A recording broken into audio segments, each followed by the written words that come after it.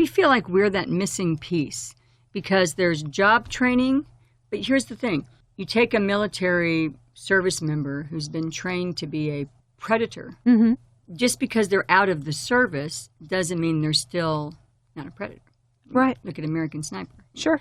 And that's very timely. Right. So I love the job training programs, but they haven't taken off what the military put on. So it's great to go have a job interview, but these guys are not ready. They don't feel like they should be working behind a desk because they were working in the field. So there's transitions that have to occur. You talk about like horses. Everybody wants to rescue a horse. Rescue a horse, rescue a horse. The horse needs a job. The horse doesn't need a home. He needs a job. So if you don't give that horse a job, what if you take that veteran that needs to transition and needs to take off what the military put on and learn how to go from being a predator to being just a civilian, and then take these horses that are at risk of losing their own lives and partner them together. You have all these like hippotherapy programs for veterans. That's great. So after 8 weeks or 10 weeks or 6 weeks with the therapy, now what do? You've worked on your PTSD, but you still don't have anything that you can bank. So after going through this, you've worked with the horses. Now maybe you say, you know what? I love working outdoors. I love working with animals. I want to now go pursue training to maybe become a social worker. Maybe I want to become a farrier. Maybe I want to become a horse trainer or an instructor. But now we have a job. So the veteran needs a job. We know that. The horse needs a job. But what if the horse and the veteran together could work on their own issues so that now the horse is no longer in danger of losing his life and the veteran is no longer in danger of the things that are haunting him? Because when you're losing a veteran to suicide every 22 minutes, and you got hundreds of horses going to slaughter every week and 47,000 wild horses living in holding pens, these are problems. No one's doing anything about them. Yet you have 650,000 returning combat veterans who are perfectly capable of helping those horses to get their act together. So now we could get more horses working, more horses into programs like mine where they're able to be ridden and doing stuff, more veterans using the horses to help them transition. So now when you do the job fair, they're ready. But they're not ready just coming off the line. But in the process of the veteran helping the horse, the veteran also ends up helping themselves. Sure. Exactly, because now what they're doing is they're coming outside. These younger guys, these OEF, OIF veterans, are very mission-focused. They've built roads and schools and all these things. So if you were to say to him, hey, do you have some time to spare? Can you spend the next 6 weeks helping me with this horse that just came off the feedlot? They have trust issues, just like the veteran does. Trust, respect, boundaries, spatial. So working with a trainer, the veteran becomes like an apprentice trainer. So now, instead of worrying about his situation or his PTSD or his demons that are haunting him, he's got to focus on this horse. By coming outside yourself and focusing on somebody else's problems, of course you're helping. The student becomes the teacher. You see that happen every single day. And when they can now put themselves in a situation where the horse has the same issues he has, they're very instinctual. They're very susceptible to, what was that? What was that? What was that? Fireworks. Oh, my God. Horses don't like fireworks. Veterans don't like fireworks. So when they see the horse behaving the same way that they're feeling, maybe they realize they're not the only person on the planet that doesn't like fireworks.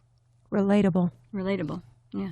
We are talking this morning on Talking Solutions with Sydney Knott. What is your role? Is this your baby? Yeah. I'm the founder. My family and I founded Horses for Heroes in 2006 for a couple good reasons. One is my children were going to Faith Lutheran, and they needed community service hours. They were very busy riding horses, showing horses, and so we thought, what could we do with our horses that isn't currently being done? And what group could we serve that is underserved? We have a lot of friends that are police officers, firefighters, active duty military. Clearly, post 9/11 affected all of us. So we thought, well, here's a group of people that we're simply going to say thank you and please come ride our horses. Our thank you to them is to please come ride our horses. So frankly, we started this in my backyard, and the folks would come in and we'd let them ride horses after school, no charge at all. And it grew into a lesson program, and it grew into a toddler program. And then because our military families move, we're not going to just send them away. We're going to find them a wonderful place where they can continue riding and pursuing their love of horses. So I'm proud to say that after starting in my backyard, today we have 300 affiliates in 44 states. Wow, it's gone beyond your backyard big time. Big time. And it's because there's such a hunger in this country. It seems like the more technological we become, the more we crave the simple things. And there's nothing more down to earth and down home than a horse. And these military families that move every 2 to 3 years, having a horse is not part of their lifestyle right now. But yet these children need a friend. They need to know that wherever they go, they've got a friend, because they don't have that. They don't have that kind of foundation. So by having the Stepping Stone Network, they know they can go someplace and there'll be a four-legged friend that will welcome them and love them. Continue their love of horses. This is so natural. Horses and the West, natural combination. None of us would be sitting here today were it not for horses. Horses took us on covered wagons, took us on stagecoaches, people riding horses. And it's funny when you think about it, a typical day when they took off from St. Joe, Missouri, a long day, a typical day was 8 to 10 miles. So in Las Vegas, that would have taken you from the Northwest to the South Point Hotel, would have been day one. Day two would have been maybe from the South Point to Jean. And by day three of a long, hard day, you might have made it to State Line. And that's why through the Midwest there are so many small towns. They just stop every night. Well, you're like, this is good. We're just going to stay here. We're not doing it. Can you imagine going on a bouncy covered wagon with 7 and 8 year olds? No. They're the same kids they were, 100 years ago as they were today. But that was a long, hard day. And you think about that and you wonder, how did anybody ever get as far as Las Vegas, much less all the way to the Oregon Trail? It's amazing. And the horse is a big part of the West. Today we're talking about Horses for Heroes. It's a wonderful local organization, actually dreamed up and started by Sydney Knott, who is with us today for the interview. When we think of the title Horses for Heroes, I think there's the natural military connection. But it sounds to me, Sydney, like you've extended it out beyond just military. All very important to us, of course. Of course. They deserve our respect and our thanks for the entire family for the service that they provide for us. But there are other groups also, first responders and such, yes, who are a part of what you offer as far as Horses for Heroes. Absolutely. There are 3 horses on our logo because we primarily serve military, police, and fire. That includes National Guard, Reserve, survivors, veterans, first responders, firefighters, EMTs, and police officers. It's our way of saying thank you to these men and women who really put their lives on the line for us every single day. How do you connect with these people who can use your services? Well, hopefully they're listening to this radio program right now. We would love that. That's the challenge. And it's funny, because we think of these men and women as heroes, but they don't think of themselves as heroes. And so when they hear about an organization called Horses for Heroes, they think it's for soldiers that are maybe disabled or deployed or maybe even passed on. And it takes a lot of education to let them know that, no, this is a club for them. We think of this as a Costco with horses. It's a place where they can come as a membership club. Membership is free, and they can experience all that we have to offer for a fraction of the price of what it would cost anywhere else. Many of our programs are free. Our life skills and social skills programs are free to the community and to this population. But it's the ability to come out with a family and ride a horse for $15 when it might cost $50 to $100 somewhere else. That's what we love to do. I know a lot of our horse activity here in Southern Nevada is up on the north end of the valley. Where is Horses for Heroes? Where do you headquarter out of? Absolutely. Our national headquarters is the beautiful historic Floyd Lamb Park at Tule Springs. It's a 680-acre park. It is a jewel in the desert. Many Las Vegans don't even know it's there. It was a working cattle ranch back in the 40s, and we are so proud to be the organization that has brought horses and farm animals and ranching and farming back to this wonderful, wonderful historic park. This is the national headquarters of Horses for Heroes, and we are the only national nonprofit based in Las Vegas that uses horses to serve the military and first responders every day. I've been on your website. Very informative. There's calendars of all kinds of events and information about the background and the genesis of Horses for Heroes.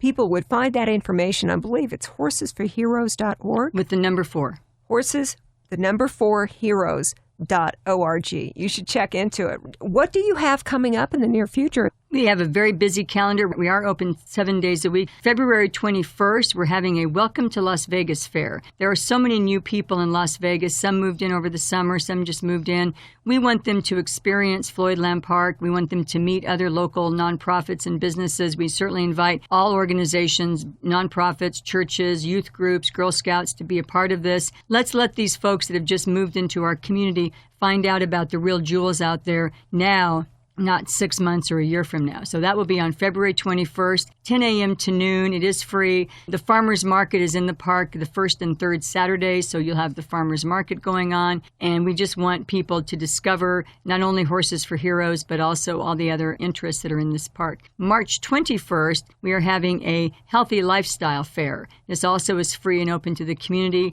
We are also looking for other nonprofits and businesses that want to share their information and their resources to this community.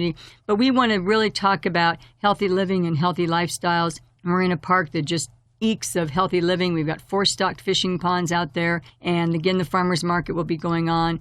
And we certainly encourage Las Vegas and veterans out there to come out and find out about resources that are available to them to help them live a healthier lifestyle. One of the things that you mentioned, which is so true, a lot of people who live right here in Las Vegas and in the area have never gone to Tule Springs. They don't know what a beautiful jewel in the desert it is. So the events that you're talking to me about on both February and March 21st, locals who maybe haven't visited Tule Springs, or maybe those who have been out there and know what a great place it is, can also join you for these events. Yes, we certainly hope so. It is a beautiful park. Since we moved out there in March of 2014, we've had over 7,000 people come out to visit us. And I would say 3/4 of those have never been to the park. Even those that drive up and down Durango have never made the turn into the park to discover this wonderful, wonderful jewel in the desert. It's a great place. It's soon to be the home of the big national monument. Not sure the correct title, but it just got approved by the Senate and the Congress, and the national parks will be building a huge monument because they found dinosaur bones, prehistoric bones out there. Floydland Park is just a piece of Tule Springs. Tule Springs itself is about 22,000 acres, and Floydland Park is about 600 acres, so it's just a piece of Tule Springs. So the monument is going to be out closer to the Sheep Mountains, but we're very excited about that prospect when that gets going, and we'll be able to bring people out there and let them see what that is all about. Don't you love when people come to town? I know I do. When we are showing visitors around, family or friends, and they haven't spent a lot of time in Las Vegas. Everybody is so unaware of how much we have to offer here. The Strip is blinding, and understandably so, but there is so much more here. But we also have to understand, especially when we're talking about our military community, we're talking families. We're talking about young families. A lot of these military men and women that come out here are 20 to 30. They've got young children, newborns up to 4, 5, and 6. A lot of them aren't thrilled about being assigned to Las Vegas. We've done a very good job through our wonderful marketing campaigns of letting everybody know about the fun of Las Vegas. If you're a mom with young children, that's not exactly where you think that you want to relocate to, and then your husband gets orders to Las Vegas. And I've seen the posts on Facebook, and I've seen the sort of the angst that people feel because that's the impression that they have. Also keeping in mind that a lot of our young airmen and women are 18, 19, 20. So they're just kids. The Las Vegas lifestyle is nothing that they want to be a part of, and a lot of them came from rural areas. So as quickly as possible to let them know about our park system and all the Mount Charleston and the lake and all those wonderful recreational resources that we have, and know that there's so much more to offer in Las Vegas. So that's why we want to do these on a quarterly basis at least, to let these newcomers, because they're moving into the valley on a regular basis. A lot of times they move in, takes them 90 days to get their stuff in the military. So now they've finally moved in, their stuff has arrived, they can now get settled in their home. Now they're ready to look around, and we hope that they'll come out and find beautiful parks like this and explore all of our wonderful parks that we have in Las Vegas. Sydney Knott is talking with us, founder and the main person with Horses for Heroes. What a great organization. We're finding out about it today on our show, Talking Solutions.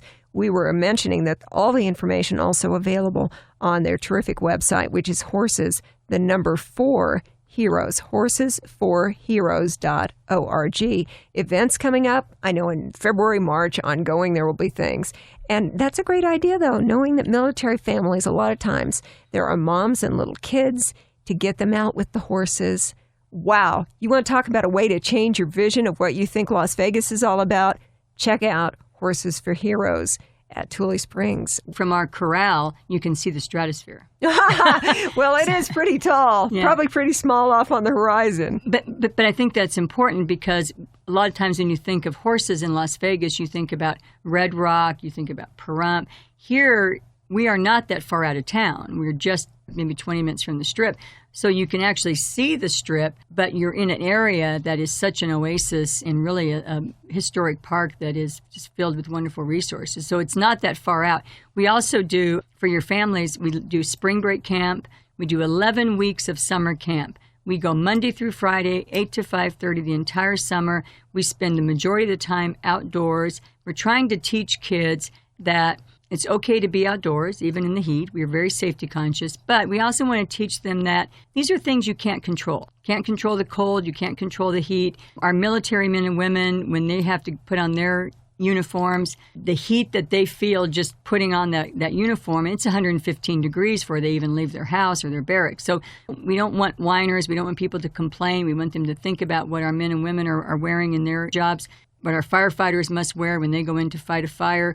They have a blast. When you give kids the opportunity to check out from their technology, I know we as parents are always concerned about the things that we bought them that now they're using takes up all their time. But when you give them the opportunity to put those things aside, pick up a walking stick and decorate it and tell a story about it, using their imaginations, they absolutely love it. And kids will use their imaginations if you give them the opportunity to be kids and be children and just let them have that experiential opportunity. So we have a blast with these kids, and I encourage anybody that's looking for a fun, outdoors summer camp, a ranch camp that does have horses as one of the activities, to please check out. Our website specifically for the Tule Springs location is theranchlosvegas.com.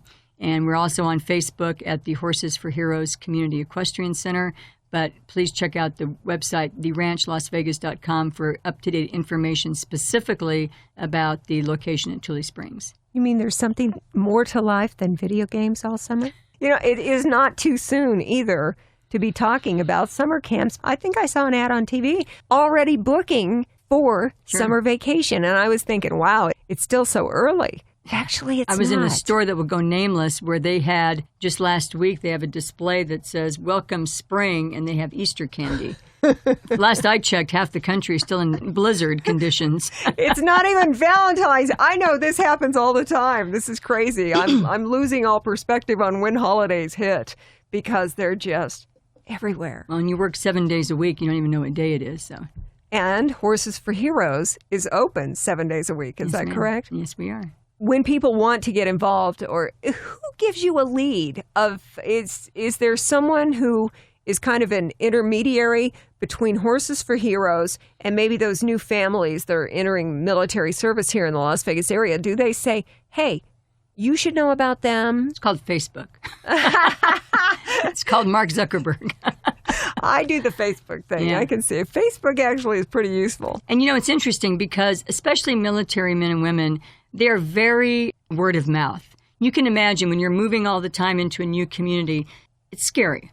No matter where you move, it's scary. What doctor should I go to? What preschool should I go to? What neighborhood do I want to live in? Where can I go ride horses? So they thrive on word of mouth from their fellow men and women because they do get taken advantage of a lot and they want to know the community. So if somebody says, this place is okay, or my kids had a really good time there, they will be more inclined. So it kind of comes back to the water cooler.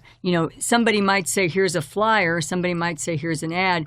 But it's that word of mouth. And Facebook really gives you that water cooler word of mouth opportunity where people can post on there and say, yes, it's okay. We had a really good time there. Their camps really are wonderful. So when they hear that it's Horses for Heroes, they hear that we're in a city park, all of those things are building blocks that give them the comfort to at least make a call or check it out. They're very, very protective of their families, as are most parents, but it seems like our military population, because they are just thrown into communities and maybe only be there for a couple of years, really want to make sure, first of all, that their time there is well spent. They know they're only going to be here for a couple of years, so they want to see everything and do everything and not waste a lot of time, but they also want to make sure that their resources are being well utilized. They're not spending $50 for something when they could be spending $20. And so word of mouth has been the best way we have spread the word about our organization. And we can see the growth when moms who come to our facility post something on Facebook, we can see that uptick. We'll get more phone calls because somebody said it was okay. Think back to your youth. There's going to be one or two memorable summer events. Right. that you really, really remember? It sounds like by getting kids involved with the summer programs with Horses for Heroes, you're offering up one of those really memorable summer experiences. You know, it's fascinating to me. We do a lot of work with victims of domestic abuse and violence, with grown women. You talk to them about horses and what they're going to be doing with us. We call this experiential education. And almost half the group will say that their best memory was going to a Girl Scout camp or a horse camp and doing something with horses as a young child. As difficult as their life has been, they always refer back to that one special moment that they remember when they were 7 or 8 years old. What I find fascinating is when you put that grown woman with a horse, either walking or on the back, and I see this with men as well. Interesting to me how all those years are erased. And the person you're now looking at is that 7-year-old girl. Before all this stuff happened and things got bad and she was a victim, you see the light in the eye, you see the smile. What is it about a woman on a horse that smiles and waves like a 5-year-old? I'm not a therapist, but I find that fascinating, that if you can take an adult and put them back into a time when life was good and simple, and then give them the opportunity at any age to rebuild that life and go in a different direction. It's a do-over, and that's an opportunity that the people that work with these men and women have the opportunity to now say, okay, we got you back to this point, now let's go this direction instead of this direction. That's wonderful. Horses for Heroes, a nonprofit, charity, 501c3? Yes, ma'am. What about people helping you? What do you need? Thank you for asking. Of course, we need funds. Horses are very expensive. We are probably one of the more expensive nonprofits to run and operate, but we also need manpower. We have opportunities where we could use volunteers, not so much working with the horses, but maybe helping us at a community event, setting up a table and telling people about what we do, going to the YMCA and handing out flyers, or organizing a fundraiser. We're doing a 90-day event called the Boot Drive, where we want your unwanted boots, shoes, flip-flops, slippers, we'll take anything, and challenging high schools and local community service groups to organize their own boot drive and shoe drive, and so we can take those and ship them off to third world countries where they recycle them and reuse them. Interesting fact, talking solutions, 750,000 pairs of shoes go into landfills in this country every year. Whoa. And I asked these people why we don't send the shoes here and we send them overseas, because people here don't want used shoes. Which is why they end up in the landfill. And there's a lot of things in shoes today, lights and stuff like that are pretty toxic, that aren't really safe for the landfill. These shoes go to third world countries where these men and women take these shoes, they fix them, they repair them, they sell them, and it becomes a cottage industry, and then they're able to get back on their feet. And we've had very good luck with donations from other thrift shops that get certain shoes that they know they can't sell, and so they'll give them to us. So we certainly would appreciate anybody that wants to organize things like that. Just spreading the word and introducing us to more and more people. We're looking for $18 donations. A bale of hay costs $18. If we could get 1,000 people who are listening to this program to stop what they're doing and give $18, that would be $18,000. For us, that's a lot of money and would help us so much to be able to do more of our free programs that help veterans, victims of domestic abuse and violence. We work with at-risk youth. We work with children that are being victimized by bullies. All those programs are free, and all that money that we take in goes into our free programs. You give less than a $20 bill. The amount that Sydney is mentioning for Horses for Heroes is $18, so it's less than a $20 bill. So you give a little hay to get a lot of hay in the way of the cost of a bale of hay, which horses, it makes sense. Yeah. And hay doesn't grow on trees.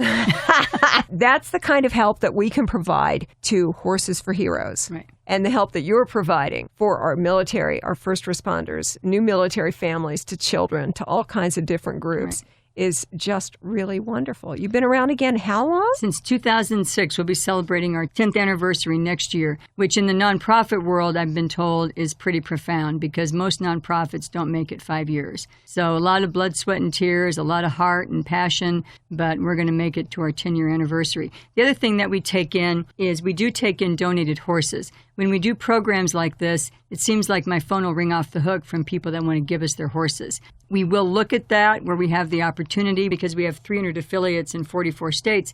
I've been able to place horses throughout the network. We're looking for very special kinds of horses, horses that can be used. We're not looking for horses that have no training, but we mostly are looking for the resources to pay for those horses. Donated horses, aged horses, rescue horses are more expensive to care for than a horse that may have been a show horse or something. And that's because they've got nutritional needs, they've got geriatric needs. A lot of the rescues that are coming off of the feedlots or that are coming out of people's backyards that have been neglected or abused, they've got a lot of issues. And they take training, they take a professional trainer, they take a lot of extra work and expense. And we're not in a position right now to really incur that. But if somebody wants us to take in their horses, those are things we have to look at. Want to participate, if you'd like to donate, if you'd like to volunteer, I think you'd go for all that, wouldn't you? Absolutely. Think about getting involved. This is a great organization from so many angles. And our guest today on Talking Solutions, Sydney Knott, the founder. You are the main woman for Horses for Heroes. What a great group to have in our city. Thank you so much for being our guest today on Talking Solutions. Thank you.